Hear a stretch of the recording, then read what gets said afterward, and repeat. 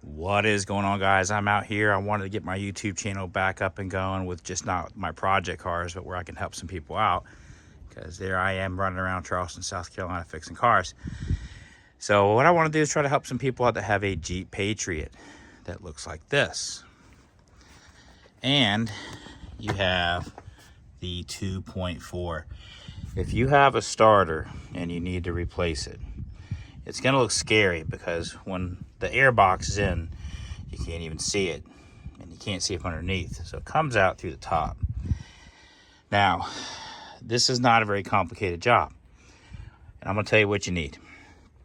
You're going to need a small flathead screwdriver. You're going to need a 15 millimeter. The two bolts that hold the starter, they're 15s. You're going to need a 13. That's going to take off some of your smaller brackets, bolts that hold the brackets and so on, like up here. And let's begin. So you're going to unsnap your air box.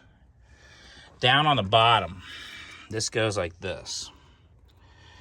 And you're going to look down there, and there's your hose clamp. Now, don't be like, well, mine wasn't there.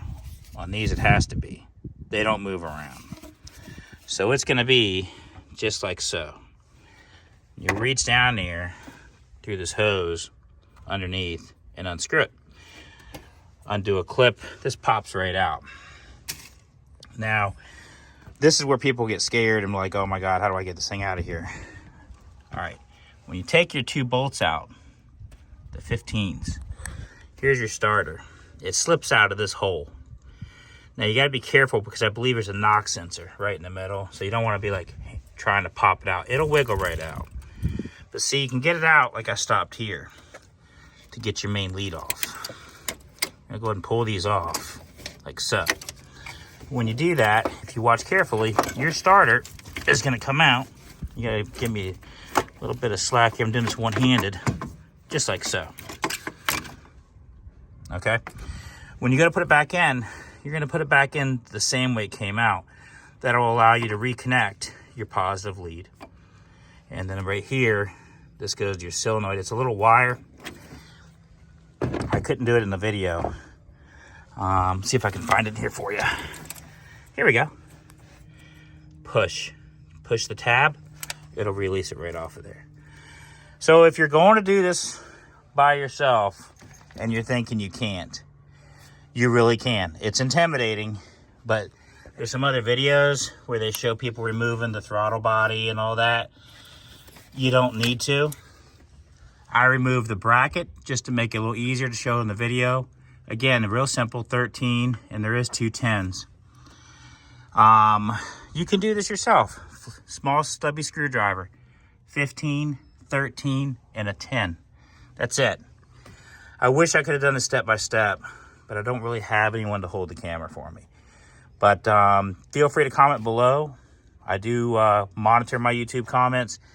If I see you're stuck and I'm driving, I'll stop and I'll try to message you as soon as you can. But I'm telling you, you don't need a whole fancy box of tools to do this job. What I'm showing you will do the whole thing, and it's not that complicated. And let's take a look if this is the factory starter. There's the Dodge symbol. So this one's probably time to be changed anyways because it's real intermittent. Sometimes you get the click, click, click, no crank. Solenoid's going bad. Hopefully this helps out some. Again, sorry I didn't do it step by step. I don't have anyone to hold the camera for me. But this is pretty easy, and this video should get you through it. Also, don't forget to remove the battery terminal. Never pull the starter out with the battery hooked up because it'll spark.